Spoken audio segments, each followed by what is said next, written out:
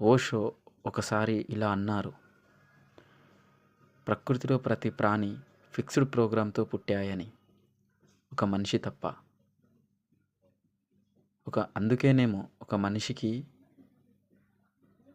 ఎక్కడి నుంచి వచ్చాము, ఎందుకు జీవిస్తున్నాము, మరణించాక ఎటెళ్తాము అనే ప్రశ్న తనకు ఊహ తెలిసినప్పటి నుంచి మరణించేదాకా తన వెన్నట్టే ఉంటుంది.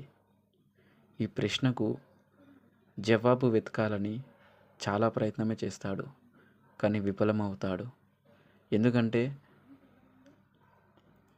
మనిషికి ప్రతిదీ తక్షణమే రావాలి.